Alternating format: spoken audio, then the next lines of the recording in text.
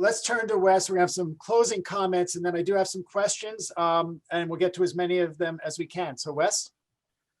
Well, thank you, Mike. I just wanted to recap a few things that we've talked about across the discussion. And Emily, you've shown us in a very real and concrete way how this all comes to life. In the U.S., the growth in ESG investing has really been a market-driven phenomenon. We see that with the significant rise in liquidity pools for ESG-oriented investment strategies. But we also see investors demanding disclosures to support their investment decisions, and that demand will keep growing. And so that's the context in which ESG investments are being made, but also the context in which the request for data from companies is being presented. The information is being used. And that leads to the third point, which is the significance of the pace of change in this space means that the demand for disclosures will keep growing. That brings a lot of work back to this audience, frankly, which who are involved in pulling it together, preparing it in a high quality way, adding structure and quality to the information that's ultimately reported.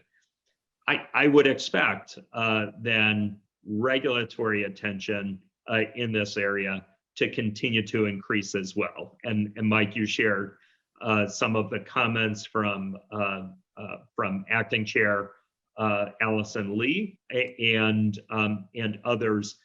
The latest example, of course, of the SEC's policymaking was under the prior administration with human capital disclosure requirements. And so I make the point there that the focus in this area is not a Democratic or Republican issue. A good quality disclosure is a concern for everyone.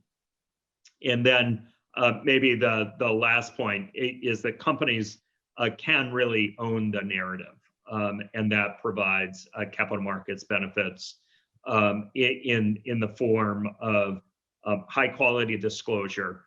The point is, I suppose companies really want to have relevant communications, relevant information about the impact of the pandemic on their human capital management, as just an example, or their commitments around climate change and the milestones that they see, the assumptions that they're making, the concrete metrics that they're using to evaluate performance.